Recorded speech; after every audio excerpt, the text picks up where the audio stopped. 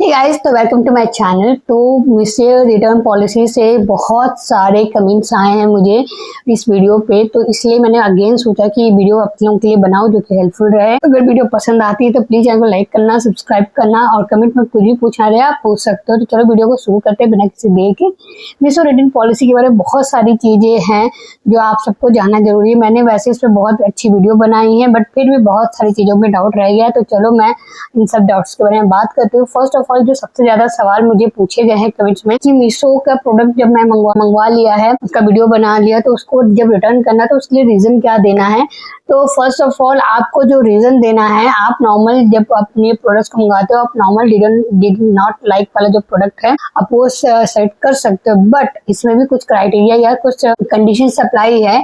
और वो कंडीशन ये है कि जैसे मान लीजिए कि आपका जो प्रोडक्ट आया है, आपने जो प्रोडक्ट मंगाया, मान लीजिए आपने रेड पर्स मंगवाया है, बट उसकी जगह पे आपको व्हाइट पर्स मिला है, बट सेम डिजाइन मिला है, मतलब आपको पूरा उसका सेम मॉडल मिला है, बट उसमें कलर डिफरेंट आ गया। तो जब आप प्रोडक्ट रिटर्न करेंगे ना, वो प्रोडक्ट आपका रिटर्न नहीं लेगा डिलीवरी वाला, वो सीधा उसे रिजेक्ट करेगा। तो जब आप इसे फिर रिटर्न पॉलिसी में मारेंगे तो वहां पे आपको एक ऑप्शन मिलेगा, आप चेक करना, जब मैंने आपको दिखा रही हूँ, आप स्क्रीन पे देखिए, तो वहां पे आपको please select reason for return and exchange. ठीक है, तो आपको वहां पे फर्स्ट में दिखेगा प्रोडक्ट नॉट एनीमोर, मतलब डिडंट लाइक दी प्रोडक्ट और ऑर्डर बाय मिस्टेक। ठीक है, ये है क्वालिटी इश्यू, मतलब पुअर फैब्रिक, मटेरियल, फिनिशिंग और performance, size and fit issue है, डैमेज और यूज प्रोडक्ट है जिसमें dirty, old, torn, broken products है, item missing in the package है, और डिफरेंट प्रोडक्ट डिलीवर। ठीक है, डिफरेंट प्रोडक्ट डिलीवर में जो लिखा हुआ है, receive different size, colour and product then order. That means ये है कि अगर आपको जो भी प्रोडक्ट मिलता है, इन सब में आपको जो है सेलेक्ट करना होगा रीजन जो सही है,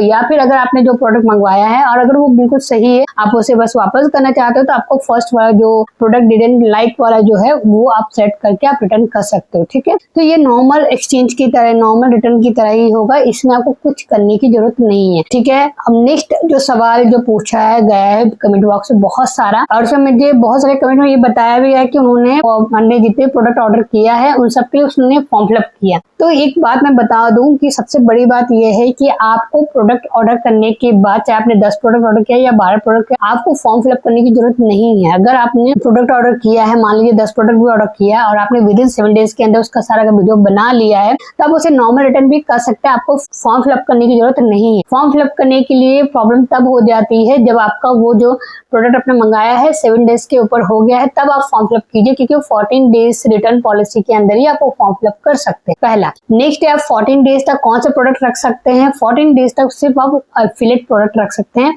जो भी प्रोडक्ट आपने सिलेक्ट किया है उस प्रोडक्ट को आप सिर्फ 14 डेज तक रख सकते हैं, उसका वीडियो बनाइए, 14 डेज तक आप उसका वीडियो बना के उसे रिटर्न कर सकते हैं। उसके लिए आपको फॉर्म फिलअप करना होगा, ना कि आपको हर प्रोडक्ट के लिए फॉर्म फिलअप करना है। ठीक है, तो ये क्लियर हो गया, आपको हर प्रोडक्ट के लिए फॉर्म फिलअप नहीं करना। नेक्स्ट है कि फॉर्म फिलअप जो है वो सिर्फ एफिलिएट प्रोडक्ट के लिए किया जाता है, नॉन एफिलिएट प्रोडक्ट के लिए नहीं। तो वो जो नॉन एफिलिएट प्रोडक्ट है उसको आपको विद इन 7 डेज के अंदर ही वापस करना होगा। कुछ में प्रॉब्लम ऐसी आ जाती है जो मैंने पढ़ा था कमेंट में कि आपने 14 डेज तक का फॉर्म फिलअप किया है, आपका प्रोडक्ट रिटर्न नहीं गया है और आपका रिफंड का प्रोसेस भी नहीं हुआ है।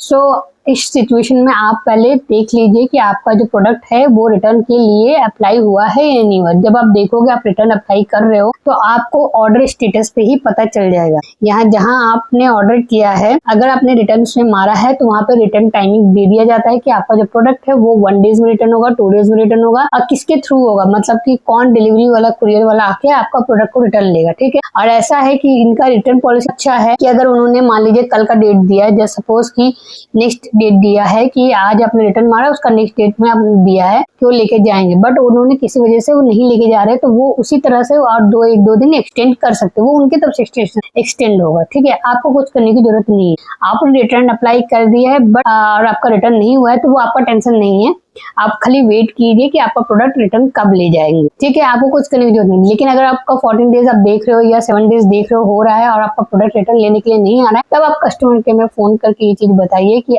आपका जो प्रोडक्ट है आपने रिटर्न मारा है बट वो कोई लेने के लिए नहीं आ रहा है। तो कस्टमर केयर इस चीज पे वो अपना सारा जो है आपकी क्वारीज को दूर कर देगा। तो आपको नॉर्मली आपको थोड़ा इंतजार करना पड़ेगा। आपने रिटर्न अपना अप्लाई कर दिया है, थोड़ा वेट कीजिएगा, आपका प्रोडक्ट जो है मीशो पे रिटर्न हो जाएगा। ये बहुत ही अच्छी बात है मीशो की, वो प्रोडक्ट आपका रिटर्न ले लेते हैं, ठीक है। सो नेक्स्ट है कमीशन।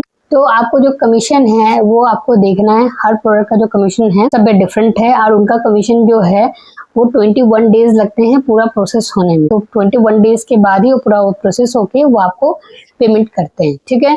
तो ये सारी चीजें हैं जो आप मीशो से रिलेटेड है। होप सो मैंने ये क्वेरीज आपकी पूरी की होगी। अगर कोई और क्वेरीज है तो आप पूछ सकते हैं। मिलते हैं नेक्स्ट वीडियो में, तब तक के लिए बाय बाय, टेक केयर।